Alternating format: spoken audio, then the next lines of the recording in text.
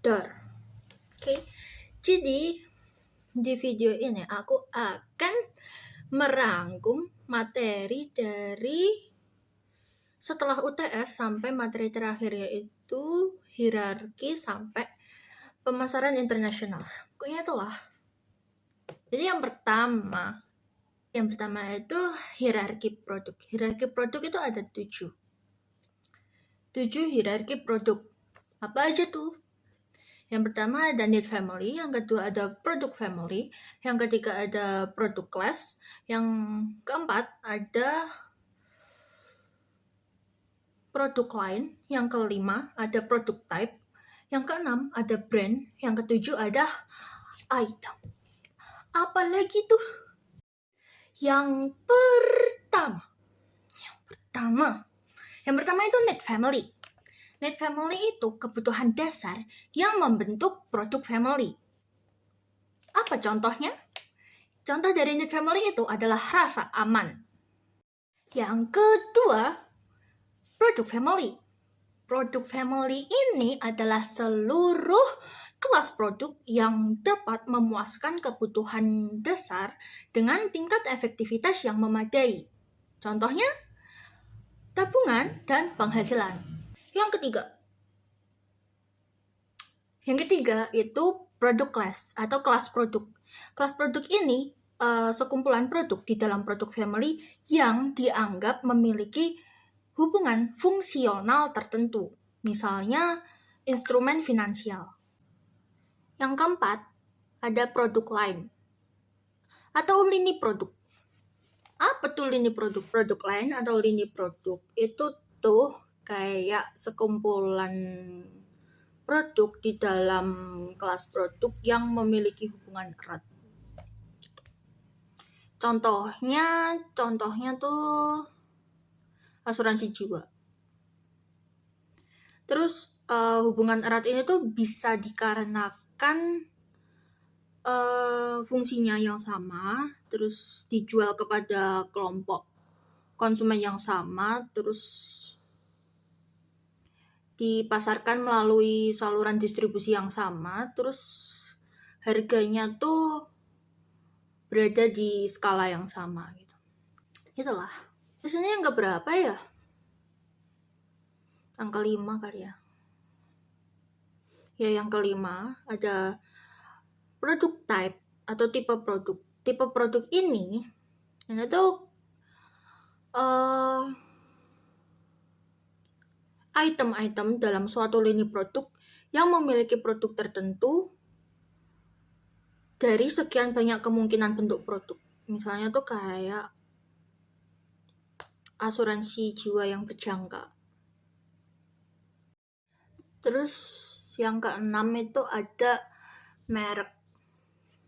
Merek tuh nama yang dapat dihubungkan dengan suatu item atau lebih dalam suatu lini produk yang gunanya tuh untuk mengidentifikasi karakter item tersebut. Misalnya nama merek asuransi, terus dan lain sebagainya. Yang ketujuh itu ada item. Item itu suatu unit khusus di dalam suatu merek yang dapat dibedakan berdasarkan ukuran, harga, penampilan, dan lain sebagainya. Biasanya disebut juga varian produk atau stock keeping unit. Klasifikasi produk. Klasifikasi produk ini ada 2. Mana tadi? Klasifikasi produk ini ada 2. Yang pertama itu produk konsumen, yang kedua produk industri. Yang produk konsumen ini barang dan jasa yang dibeli oleh konsumen akhir untuk dikonsumsi secara pribadi. Sedangkan produk industri ini adalah produk yang dibeli dengan tujuan untuk diproses lebih lanjut atau digunakan untuk menjalankan bisnis. gitulah. Terus selanjutnya itu ada penetapan harga. Penetapan harga itu suatu proses.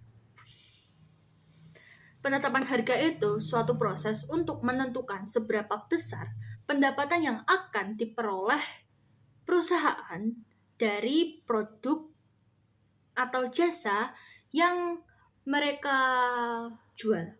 Ada penetapan harga, ada modifikasi harga. Modifikasi harga ini adalah upaya penyesuaian harga supaya produk yang dijual dapat terus bertahan di dalam pasar. Gitu. Terus ada marketing mix atau bauran pemasaran. Itu ada dua, buat jasa sama buat barang. Marketing mixnya buat barang itu 4P. Produk, price, place, sama promotion. Kalau yang jasa itu 7P. Produk, price, place, promotion, process, people, sama physical evidence. Terus selanjutnya lagi itu ada media promosi. Media promosi itu apa? Media promosi itu sarana yang digunakan untuk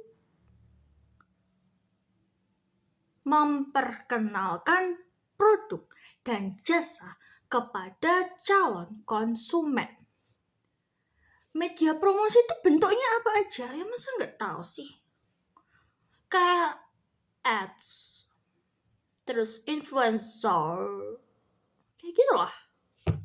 Ads, marketplace, forum online kayak di Facebook grup jual beli gitu, terus email, terus di Google, terus ya di media sosial gitu lah. Terus lagi ada siklus hidup produk internasional. Siklus hidup produk internasional ini ada 3. Yang pertama itu produk baru, tahap produk baru. Yang kedua itu tahap kedewasaan. Yang ketiga ini tahap standarisasi produk. Di tahap pertama, tahap produk baru ini, perusahaan mulai memasarkan produknya kepada khalayak umum. Di sini produknya belum dikenal semua orang dan pendapatan labanya masih sedikit. Terus yang kedua itu tahap kedewasaan. Tahap kedewasaan ini pasar di dalam negeri dan di luar negeri mulai mengetahui keberadaan produk ini dan manfaat dari produk ini. Selain itu, di tahap kedewasaan ini permintaan untuk produk ini meningkat dan dipertahankan untuk jangka waktu yang lama. Yang ketiga ini tahap standarisasi produk. Tahap standarisasi produk ini para pesaing dari perusahaan lain mulai bermunculan dengan mengeluarkan produk yang serupa. Dengan begitu, itu menekan perusahaan untuk menurunkan harga produknya untuk menjaga tingkat penjualannya. Karena dengan adanya pesaing ini, konsumen lebih sensitif terhadap harga produk tersebut. Yang terakhir itu ada pasar dan pemasaran internasional.